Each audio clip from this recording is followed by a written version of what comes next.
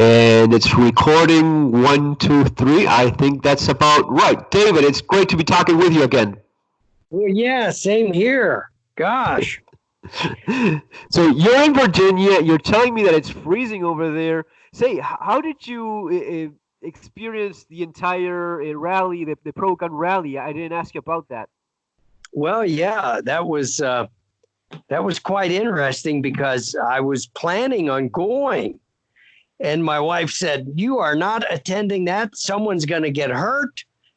She said, just tell them that I tied you up and drugged you. And I said, "Why? Is it my birthday?" Okay, for everyone listening, I'm talking with David Jones, the NBC guy, right? Yes. Perfect. Tell us just a little bit about yourself for those of you that are not familiar with you, Sure. your background and such. Well, yeah. If we seem a little familiar, it's because we did this interview once already. Exactly. and the audio didn't go, so we're having to redo it. And actually, it's better because there's a lot more NBC, nuclear, biological, chemical warfare stuff in the news right now. Yeah, virus.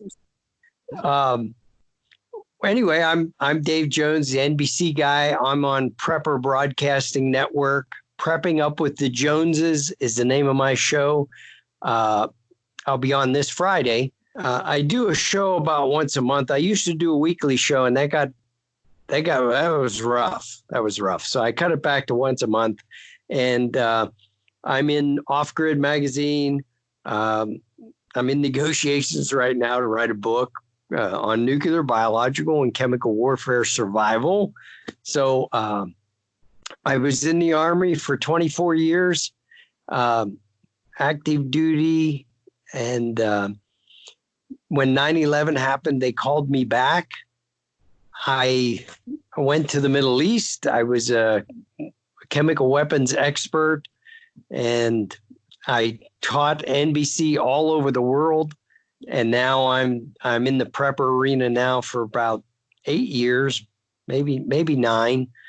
And I travel around giving talks on NBC. I have a 3 set DVD set that I sell on my website, wmdprotection.com. And it's my presentation that I give when I travel. I give this presentation in front of live preppers. So their question and answers are pretty much the same as what you would have.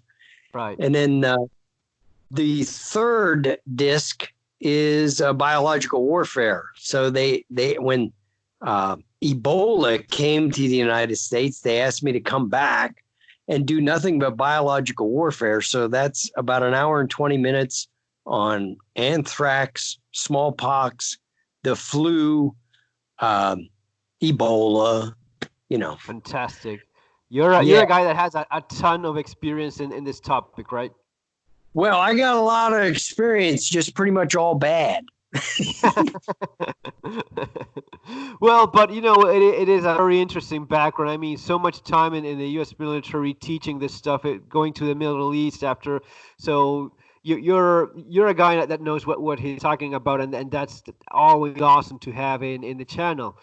Hey, so have you been keeping a little bit with the coronavirus? Well, as you were mentioning, it's somewhat similar to the SARS virus, right?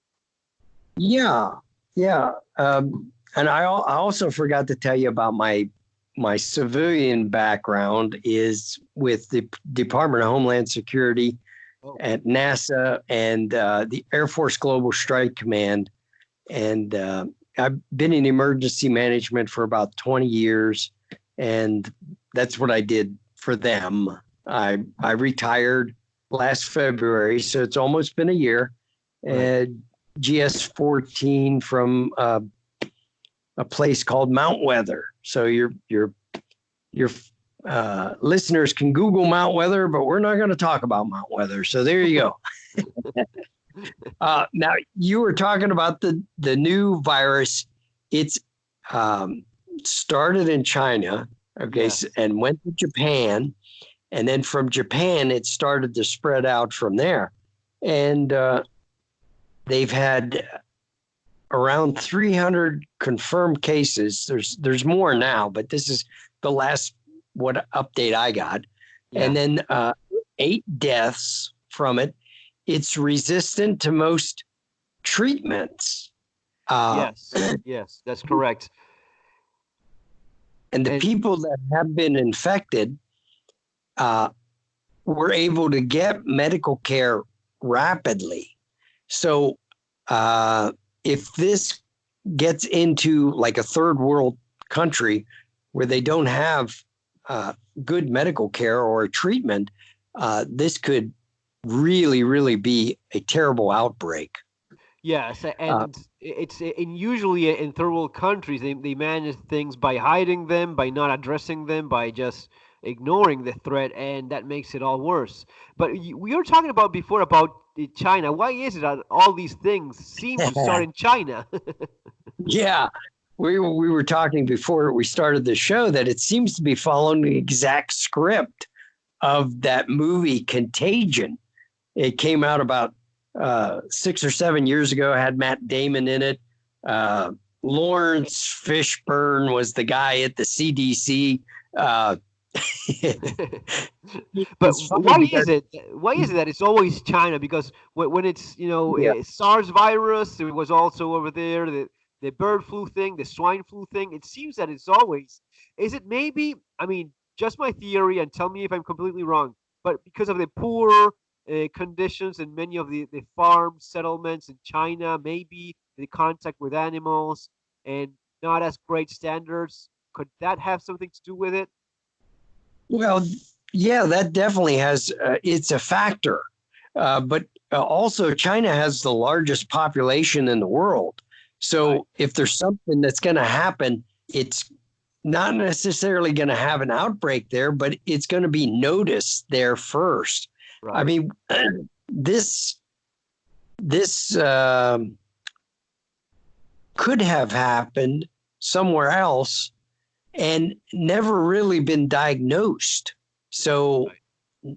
this type of pneumonia could have occurred, person been treated, they recovered on their own, and they just chalked it up to regular viral pneumonia.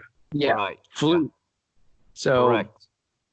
Yeah, that may be one thing. Now, it started. What was it like? Well, at first it wasn't 100% sure if it was transmitting from human to human, but now that it is, that's been confirmed. Now humans are the vector of spreading the disease, and of course, with humans traveling as the way they do, this has already been confirmed in the United States. At least one case last time I heard, just moments ago. Yeah, what is your Australia idea of how this could continue spreading? Well, there's an incubation period to where you get the disease and you don't start developing symptoms. And right. During that time, you could spread it. So before people even know they're sick, they're actually spreading the disease. So I am confident that this is going to get bigger. This is going to be way bigger. It just started. And since we talked about that movie Contagion, it's a really good movie, but people have to understand we don't have a Lawrence Fishburne. Right. You would hope that we have this ability, but basically what we do have is isolation, quarantine, and give them the best medical care they can get and see how it goes. Our last interview, when we started talking about the flu and the 1918 flu, I think it was at the end of the interview too. So now we're starting with biological first, and that's great because it's the thing that it most scares me.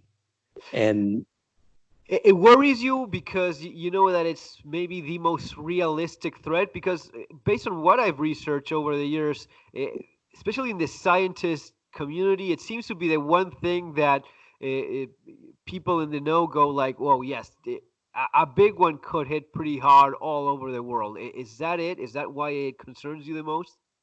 Well, yeah, it's something that happens naturally, like the 1918 flu. There are pandemics that occur in nature, but it can also happen, with a smallpox outbreak.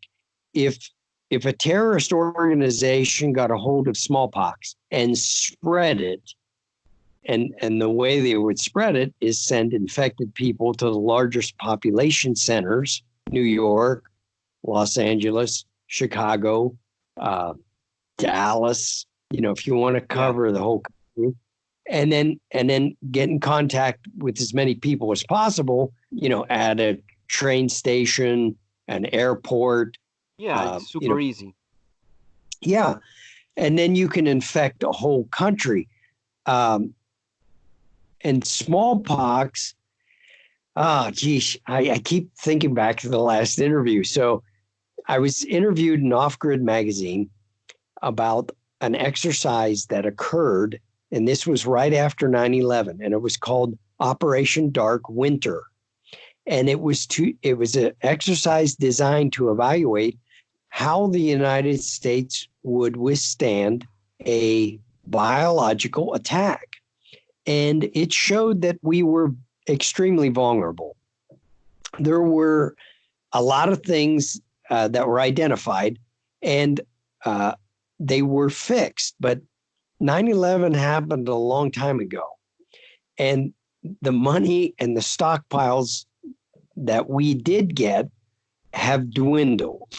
Right. Okay, so now we have enough stockpiles to handle one outbreak. So if a terrorist attack occurred, they're not going to release it in just one city. So then you have to say to yourself, well, which city do we send, the vaccine and the stockpiles to? Uh, also, it it has to run a course. And in the 1918 flu, it ran 18 months. A lot of people think that the flu season is just one winter and that's it. Right. But That's the common belief that it's just winter, but yeah, a year and a half basically. yeah, it ran through a year and a half. If you look at there's graphs out there, you'll see that there was a resurgent, uh, and it wasn't as bad as the initial impact, but it was still, a lot. So, and the reason the World Health Organization in 2009 went crazy and declared a worldwide pandemic is because the H1N1 flu was the exact same flu that occurred in 1918. The only difference was it was missing like one or two protein molecules to be the exact same flu. So it was very contagious, but it Yes. wasn't as deadly. Yes, it was very bad. I don't know if I think we talked about this in the previous interview. I told you about what happened in. I was still in Argentina back then when H1 hit, and it was pretty bad because the people that we had in the government back then took a stance of yes, this is happening to Americans, not to us. We don't have any of that here, and in fact we did, and it had spread a lot. And because the government didn't warn people, people went on about their lives as normally, and it spread like crazy. And a lot of people ended up dying. Once everyone realized what was happening, and classes in schools got suspended, by then it was really too late. We had a lot of people that suffered greatly. In fact, I was just talking about it with my wife. My son, my oldest son, had a blood test, and in it shows that at some point he had a very very serious flu, and it was that same year that he got very very sick. Most likely he had it himself. Wow. Okay. Well, I was working at NASA at the time, and NASA headquarters in downtown DC. So the outbreak occurred. And I mean, if you think back at that time, it was the first time anybody ever coughed in their elbow pit. Yes, You so know? true. Yeah. And it was the first time you ever saw standalone hand sanitizers. Yeah. So all of this stuff sprung up overnight as a result of that flu pandemic. And if you look at the people that actually died from that flu, it was the young and the healthy, which it was unusual. And that was Yes. the exact same thing that happened in 1918. If you read the accounts of that, there were people that would show up for work, normal, healthy men, report to the factory, and before their shift was over, they were dead. That's Um, amazing. That's amazing. My son was, I think like 10 something, a young boy, very healthy, and he uh-huh. was in awful shape. I remember it vividly because he was very bad. And one kid in his school ended up dying, and a worker in the school, I don't know if it was even the cook, the one that died, but it was pretty bad. So you're telling that it mostly affects young, healthy people because usually it's either babies or older folks that have to be more careful, right? Exactly. The normal flu usually takes out people that are most vulnerable in our society. It doesn't usually take out the Right. young, healthy people. So this was a different type of flu virus. And what it caused is called a cytokine reaction in the body. So your body overreacts to the virus and produces so much mucus that people would drown. Drown in Their it. lung, yeah, their lungs would fill up with the mucus and Yes. they couldn't get it out. And it was rapid onset. Uh, the police in New York City limited funerals to 15 minutes Wow. to control what was going on. Um, That's amazing. Now, what would be your advice for something like this happening again? You see this yes. spreading. What would be your 5, 6 first steps to take? Well, okay. So I'm trying to remember what we talked about in the last interview, but we we don't have an early warning system, okay, Yeah. like have for weather or anything like that for a sickness. So what we have is what's called hospital divert, and that's when hospitals take so many people they can't take anymore. They go on divert status and they'll report this all the way up through the state headquarters, and then uh, the county knows not to send any more ambulances to that hospital, and Right. this is the indicator that something's wrong. Now it's not a good indicator because by the time this starts happening, it's already too late. um, Right. it has run through the population. So uh, another thing, the the trigger for one of these things is death. So far, there hasn't been enough deaths produced from this. Um, The coronavirus. the coronavirus. Right. So, and I have people all the time ask me, "Well, would you keep your kids at home?" I'm like, "Hell yes." Yes. They bring Yes. enough shit home from school. You know, Yeah. I'm I'm sick every other week from the stuff my kids bring home from school. And then I say to the lady who asked this question, what are you saving up that 30-day, 60-day, 90-day supply of food for? Exactly. This is exactly what you have that stockpile for. You Yes. stay in your house, isolate. Um, if anybody comes down with the sickness in your family, you isolate them in one part of the house. If you have a master bedroom, you have a quarantine facility. They're in the master bedroom. The rest of the family's in the other part of the house. And and only one person cares for them. Okay. Right. So you got to limit the exposure. And because it's a master bedroom, they have most all of the facilities there for them.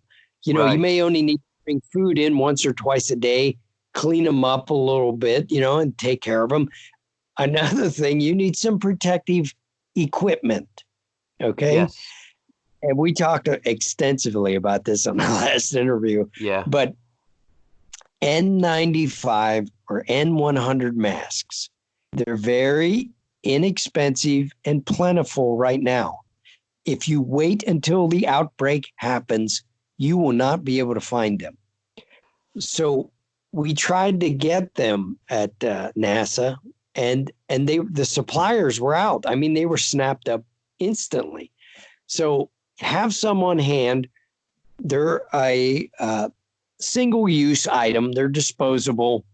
I would not recommend using them more than one day, you know, Yeah. because the moisture is what makes them vulnerable. So the more you breathe out through them, the more vulnerable they are. Now, let me ask you one thing about the mask, because someone was debating me about, oh, those things are no good. Now, I know because of our conversation, and I also looked it up. According to the CDC, wearing the mask while treating a patient reduces the chances of contagion by 70%. Those are very nice chances. What is your opinion regarding, because the virus is very small, so it's likely, the virus on its own goes through pretty much any filter. What is your take on the efficiency of the masks? Well, if you look back to the 1918 flu, I mean, not everybody that got it died. Now, Right. it was terrible. 680,000 people in the United States died. That's more than died during the Civil War. So Right.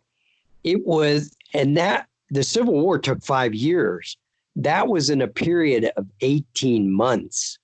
If you read some of the accounts, they had to take the bodies out of the city in railroad cars. That's how many people died. So any protection is better than no protection. Yes. So let's get that out of the way first. If all you have is a cotton cloth, okay, put it over your mouth. Put it over the person that is sick. You know, stop them from coughing and putting those sputals in the air. Right. Remember when Ebola came to the United States and the CDC was saying, oh, 3 feet. As long as you're 3 feet away from an Ebola patient, you're okay. Yeah, that's no good, right? That is not true. And the reason it's not true is negative ions will stay suspended in the air. And a little, as I'm speaking to you right now, there's a little bit of spit that's coming out of my mouth and is being suspended on those ions. Right. And they can travel 12 to 15 feet. Okay. Yeah. So the length of your hallway in your house is far enough away. If you put them in the master bedroom, okay, know that these germs do not have a search and destroy mode. They are not like guided missiles or smart bombs. They're not going to go through the other end of the house and get you. Okay.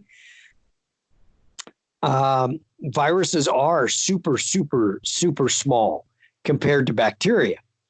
And this is another thing that I do in my class. And I talk about why you take vitamin C.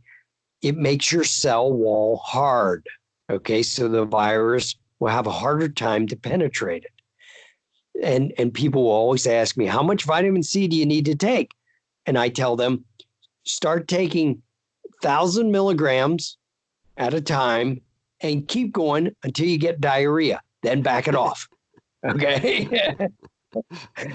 Plenty of orange juice or anything that has vitamin C in lots of quantities, basically.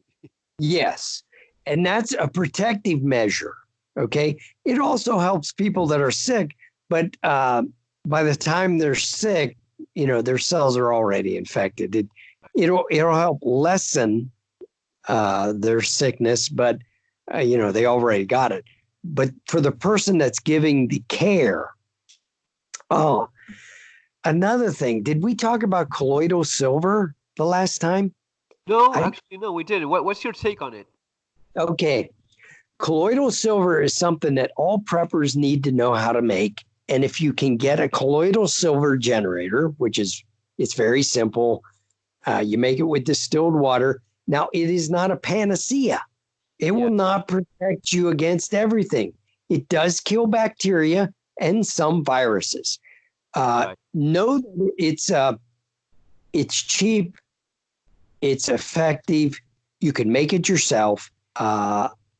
Bacteria cannot grow immune to it because it's a mineral. Yes. It's basically suspended particles of silver in distilled water. And what it does, there's antibacterial properties with silver. Way back when they didn't have good refrigeration, what they would do is they would put a quarter in a pitcher of milk, and that would help, stop the bacteria from forming, so your milk would stay fresher longer. Is that actually work? Putting a couple silver coins in a jug with water, or does it help make it? Yes, it doesn't make it last forever, right. But it impedes the bacteria from forming and making your milk go bad. Right. So, and this was back when they didn't have refrigeration. So if you have a loss of refrigeration, know that can help. And then we also talked about bleach, about using bleach to clean surfaces, right? Yes. Okay, so you got the N95 mask or N100 mask, and that's over your mouth. You need to have something over your eyes. So shop goggles. Anybody has a pair of shop goggles? Okay, now think about, you're putting all this on. The N95 mask takes care of your mouth and your nose. Shop goggles, your eyes. Now take a plastic shopping bag, okay? Put a hole in it, put it over your head. Now you have a hood, okay? Yes. Large trash bags can become a protective suit. And then what you have is latex gloves. You can get them at Costco by the gross. They're plentiful right now. If you wait until the outbreak happens, you won't be able to get them. Yeah. So, have some on hand. I mean, they're great for having around the house when you're processing some game. Yeah, for a number of uses. They're very practical for lots of chores around the house as well. Yeah, and dress up night around the house. Yeah. And duct tape, right? Yes, duct tape. I always, there are 101 uses, and the duct tape makes your large trash bag into a suit. Okay, right. So you seal it off with the duct tape, and around the every place you have an opening, your armholes, your leg holes, things like that. People will say, "What about Tyvek suits?" You can get Tyvek suits. They work great. They're expensive, okay, and they're size dependent. So when you buy them, you may be a medium, but when you need them, you may be a large. Yes. And for some strange reason, they have an expiration date on them, and I don't know what that's all about. I think it's designed to get you to buy more suits. I'm not sure. Yeah, I don't know what we're going. Those suspicious expiration dates usually have something about getting you to buy more stuff related to it. Yeah, I don't know why they would go bad. So there is an expiration date on them. Expiration dates are kind of like, guidelines, Best Buy. We talked about I asked you last time we talked, I asked you about the expiration date on filters, on the 40 millimeter canister and, military grade filters for respirators. You told me that those expiration dates are somewhat flexible, correct? Absolutely. Very flexible. So if you have these sets of filters, these military filters, wrapped up in the plastic. Keep them sealed because it's water or moisture that will break down the activated charcoal that's inside there. As long as they're sealed, they practically stay good indefinitely. Right. So what the Army does, and they've done this over and over and over, they'll contract to buy a lot of these filters, and then they'll store some in a facility. And when the expiration comes around, they'll break the ones out of storage, test them, and if they're still effective, they extend the expiration date. And they've done this over and over and over again. So Yes. also, the military filters are bigger and thicker, and they are designed to be in a chemical environment, a contaminated environment. So they last a lot longer than just a regular filter. But regular filters that you can get at, a painter's mask, Yes. dust mask, anything that will filter the air. And So I you remember, don't need any, because sometimes people have this debate, and I have my website and I advise people to buy this equipment, and usually I link to something in Amazon, right? And they have these complete face mask with filter, for example, from 3M or some of these other companies. Those filters seem to be quite good. They have activated charcoal. That's good enough for this kind of situation, right? well, absolutely, because what you don't want to stay in a contaminated environment. You want to get out of a contaminated environment. Yeah. So the military filters, the soldiers that use those may not have the option to leave. They have So to stay they there. have to stay there, yeah, Right. in the contamination. So that's why they're so thick and last so long. Yeah. Uh, yeah, we did talk about the pop bottle filter and making your own filter with Yes. okay, so everybody's prepper kit should have activated charcoal in it. Okay, I'm not telling you anything new here.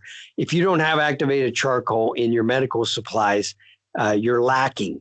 It's Yeah. it's good for a number of different things to include being poisoned. So what you do is you break out these capsules of activated charcoal, take a coffee filter, spread it at the bottom of this coffee filter, a nice layer. Then put another coffee filter on top and rubber cement them together. There you have an improvised filter. And you can use that pop bottle mask that they show on YouTube all the time and Yeah. stick that filter down in the bottom. And that is enough to get you out of a contaminated area. Yes. So there's, yeah. And That's we were a talking very about, decent mask. Yeah. yeah, we were talking about decontamination last time, and that's how we came up on Clorox. Uh, so just about everybody has Clorox in their house, Yeah. and it is the number one standard decontaminant that's used by the Army for nerve agent. Okay, and Right. it kills Ebola. So there, and it even kills Ebola. It kills Zika. Um, Ebola actually, 15 minutes in the sun, ultraviolet light, okay, kills Ebola. Um, Something I have that's is one of those portable ultraviolet wands. It's battery Yes. operated. You expose, and this is a way to clean uh, like surface areas without chemicals or large like sheets and things like that. You can expose them, uh, instruments, medical instruments, you can expose them to this ultraviolet light for 15, 20 minutes and they are sterilized. So in the prepper arena, you need to think outside the box and you need Yes. to have more than one way to clean and sterilize things. So Well, that's also the reason why when you wash clothes and such, you hang it on the sunlight, because sunlight also does somewhat of the same job. I'm pretty sure that hanging it at a very good, nice, sunny day for about a couple hours, that would do a number on any small organisms, right? Absolutely. Also, a microwave oven. If Right. you think something's contaminated, this is back when anthrax was going on. And I said, well, why don't they just throw those envelopes in a microwave, put it on for like 15 seconds, you know? Uh, and actually, that's what they do now at the federal postage facility. I think it's in Ohio somewhere. They run all the mail through microwaves, and in case it's contaminated. Right. Well, Gosh, we are over the place on this one. yeah, but Which we're interview? covering. That's good. We're covering different, possibilities. But it's all related to, you know, the risk of contagion. Let's talk a little bit also about nuclear threats. That's also something that people are sometimes worried about. But it's also similar equipment, right? That you should have for fallout. Oh, absolutely. Yeah, that's the last interview we started with nuclear. This one we started with biological, but Yeah. so fallout is nothing more than dirt. Okay, it's radioactively charged dirt.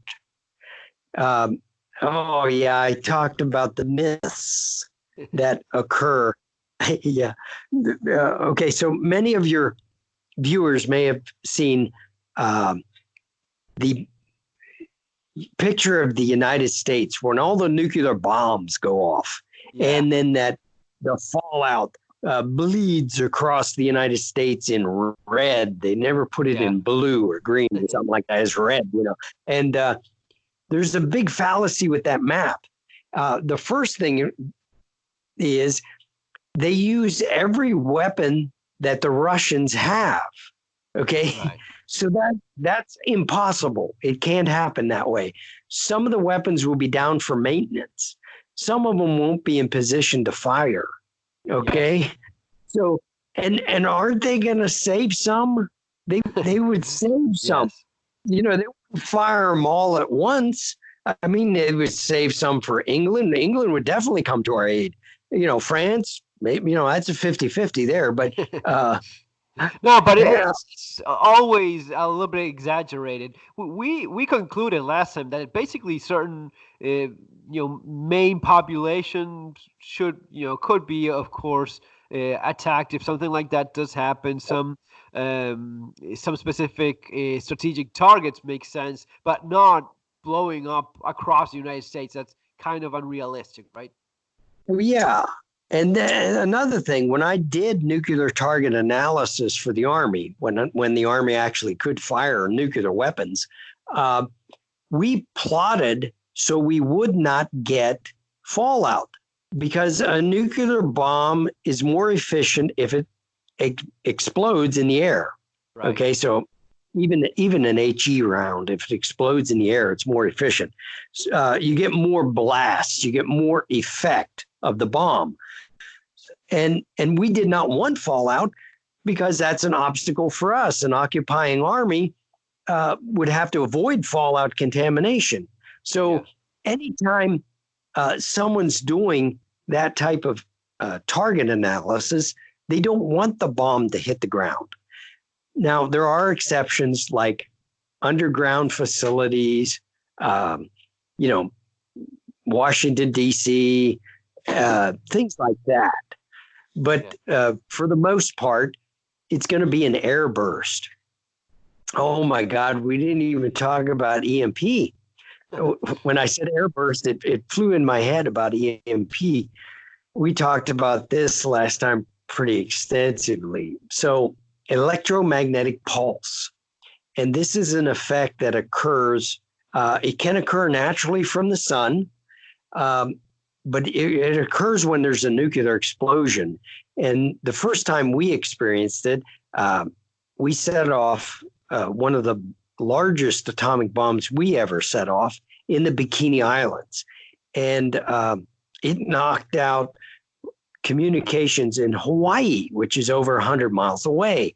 And then when we started to do some research, why that happened, we found that there were two effects actually. Oh yeah, this is something not many people talk about. Transient radiological electronic something or another. TREE, it's called, but it's an absence of electrons. Right. So when a nuclear bomb goes off, it strips electrons out of the wires, and it will take a while for the electrons to build back up.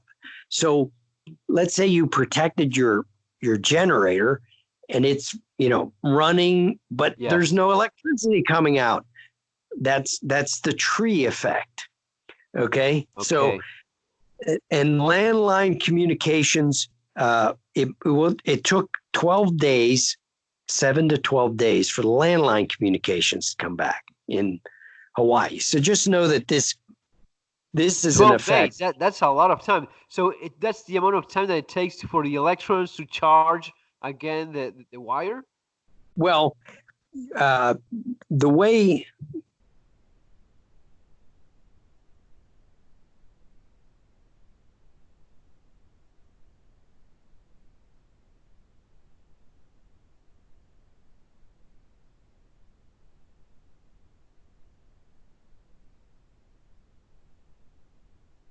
You there?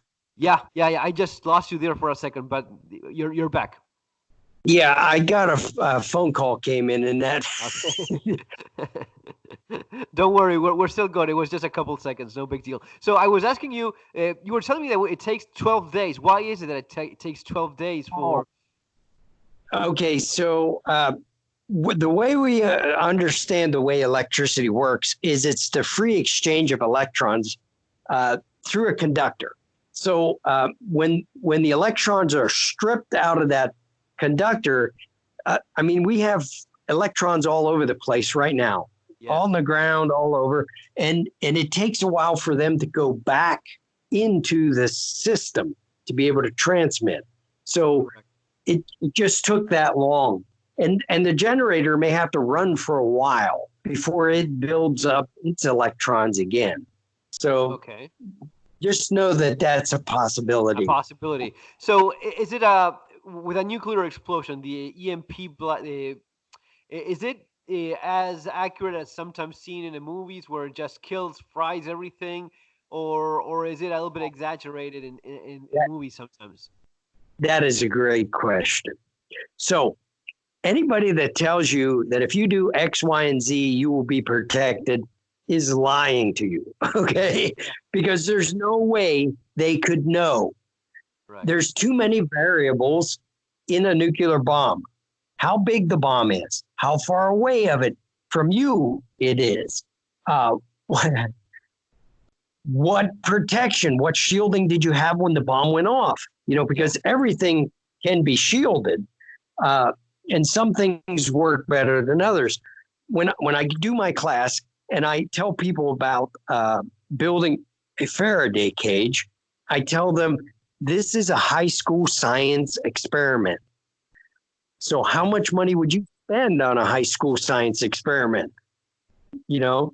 So I tell them, get a galvanized steel trash can. You need to have a conductor. And inside the conductor, you need to put an insulator. So I have a traveling can that I take around with me. And inside my can, I have sprayed that rubber cement. The bed liner. Yeah. For trucks. But it starts to peel off because it doesn't stick very well to galvanized steel. Now, I have found a brand new use for those yoga mats that everybody seems to have laying around the house, but they're not doing yoga on them. Because that is foam rubber, and you can cut that to fit, and a little bit of rubber cement, and it sticks right in there. It's good. So there you have your conductor and your insulator. Now you need to take that metal duct tape, the dryer vent tape. Yes. And you need to put that over all the seams and every place there's a break in your can. And then the way you test your can, okay? You're going to seal all your stuff up in this can and leave it there until after the bomb goes off, okay? But the way you test your can without going into, $1,000 piece of equipment is you get a AM radio, tune it to a station, say tune it to Rush. Yeah. Put Rush in the can, seal it up, and if it goes to static, you got a good seal. Okay, that's good information. So that way you know that it's properly sealed and it's not going through. Yes. Okay. There's differences. There's differences between that and EMP, but that's a good way to get a good indication that your can will work. Now, when you break the seal and you pull the radio back out of the can, I tell people, whatever you're going to put in the can, leave it in the box and wrap it in aluminum foil.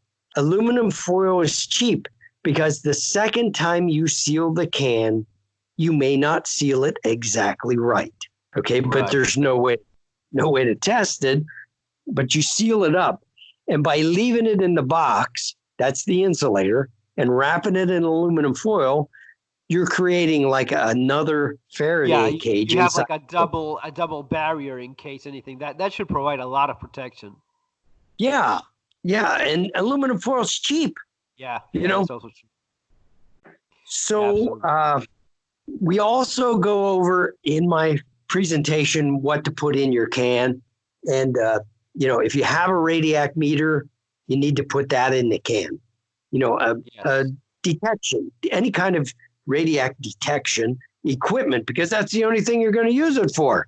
And you want it to work after the bomb goes off. Yes, absolutely. And you may want to put some batteries in there to your key equipment. Know that batteries fared very well during our nuclear tests when we were doing them back in the 70s. Okay. Yeah. Now, lithium ion batteries we didn't have back then. So we don't know for sure if they'll survive or not. But you would want to put some batteries in there just in case. Yes. A ham radio, okay? Yeah. Now, of course, you're going to put maybe a weather radio in there, but a ham radio, because those guys are going to be the first ones broadcasting after the disaster. I mean, if you've ever seen those ham radio guys, they are a strange breed. But they're very well prepared, though. They are. They've been telling us the world's coming to an end since the 1950s. And they have extra stuff right now in a can waiting to pull out, plug in, and turn on and say, see, I told you the world's coming to an end. They will be the first ones broadcasting after the disaster. What about those little world radios? I have one of those tiny ones that has I don't know what frequency it uses, but it catches signals from pretty much all over. Yeah, I think that's the name, World Radio. Are those a good idea? Well, yeah, that is actually shortwave. A lot of you'll be able to get news and information that is not filtered through a government lens. Correct. Okay. So you're going to listen to people, and they're going to be telling you exactly what happened right outside their door. And you want to be able to gather as much information as possible. You want to have that weather radio in there because the government is going to send out information over the weather band, the emergency alert system. So you want to gather as much information as possible. What else do you put in your can? A couple handies, radios as to communicate. That makes a lot of sense as well. Yes, walkie-talkies, because there's at least one other person in your life that you want to talk to. Yes. At least it should be. And they're cheap as well. They're not expensive. They used to be a lot more expensive, but these days you can grab a couple for like $50, pretty decent units. Yes. And I recommend the ones that take regular batteries because there will be a lot more of those available than the Yeah. ones that have like a rechargeable battery pack, because once that battery pack is dead, and won't charge anymore, Yes. your radio is going to be worthless. Yeah, So that's also true. I had one that used those, like a lithium ion battery on the unit itself. But once that dies, it's a pain to get another one of those. Standard batteries make a lot of sense. yep, double Yeah. A, triple A's. If they're rechargeable, that's fine, but you want to have the ones that you can replace. Yeah. Yeah, absolutely. Well, I think we went through pretty much most of the critical stuff, right? Yeah. Yeah. Just know that a lot of things are going to be local, like chemical contamination is a local event. So whereas people may be freaking out, it's only going to affect the people that are right there. Uh, Yeah. and a biological event is the second largest natural disaster that can occur, second only to an asteroid hitting the planet. So when you put it in that perspective, that's huge, and that's worldwide.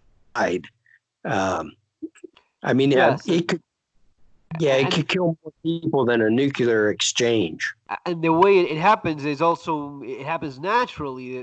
The virus mutates and adapts, and all of a sudden, once it gets it right, Yep. it does a disaster. Yep. Stephen King wrote his 1,000-page novel, The Stand, Yeah, after great book. he went in and got a shot from the doctor. And he asked the doc, he said, "How come we got to get a different flu shot every year?" And the doc explained, "Well, the flu mutates from year to year, and we don't know what it's going to be like."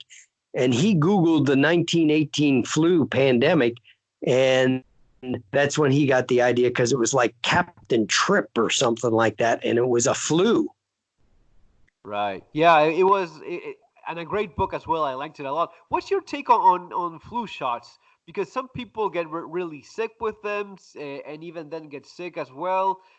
Are they worth it in your opinion, or not so much? What's your take on it? Well, now I can give you my opinion, but everybody got to make their own minds up. Yeah, of Do your course. own research, make your own minds up. Here at the Jones homestead, we just get the flu early and get it out of the way. We don't get the Okay. shot.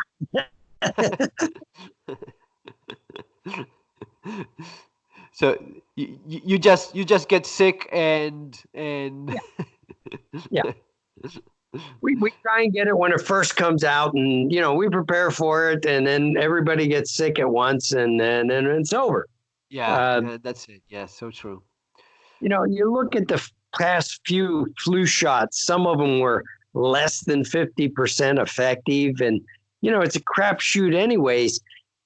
Another thing, they don't know really how our immune system works. So, you may only have so many antibodies that you can produce for a certain virus, and then it Yeah. won't produce anymore. So why would you shock your system for something that may not work? Exactly. Yeah, I'm not a big believer. I understand people have because in some places they're like, for example, I believe in some places for nurses they're like mandatory, like you have to take Oh, those. Um, yes. but I'm not so convinced though. Yeah. Well, and then it's the amount of research that's done. So we try and look at Australia to try and figure out which flu will come to us in the northern hemisphere, and it's Right. a crapshoot. It's a crapshoot because it can evolve and mutate, and by the time it gets to the United States, the flu virus vaccine that it took us 6 months to produce now is worthless. So Right. Right. Right. Yeah, it mutates so fast, and that's why it's been so effective throughout.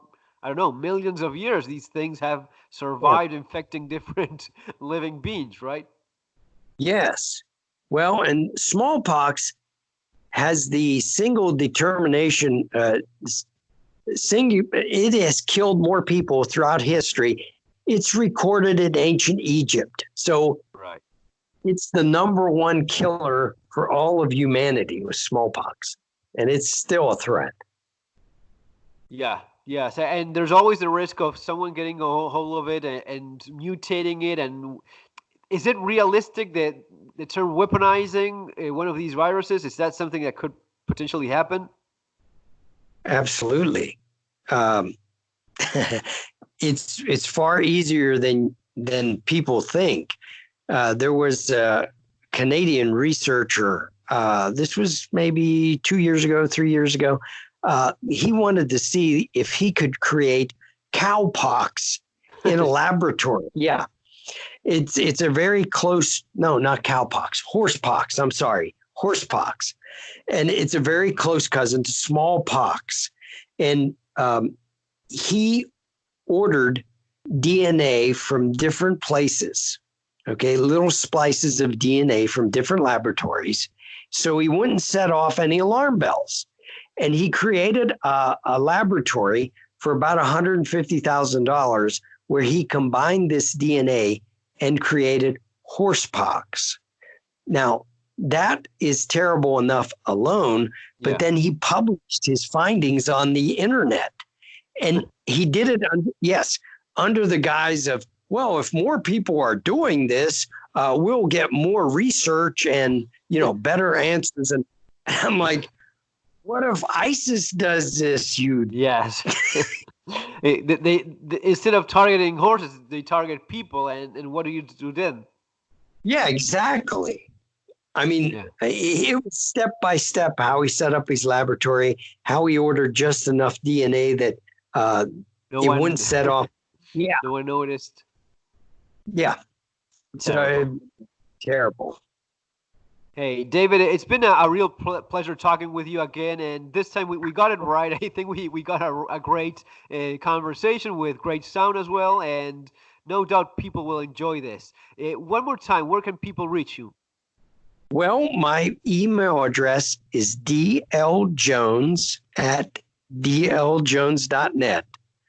My website is wmdprotection.com, and I'm on Prepper Broadcasting Network. I do a internet radio show once a month for those guys. If they Google the NBC guy, I'm sure I'll come up because no one else wants to be known as the NBC guy. But nuclear, biological, chemical warfare. Perfect. Hey, it's a pleasure as always, and we'll keep in touch, okay? Okay. Well, thank you very much for having me. Thank you. Bye-bye. Bye-bye.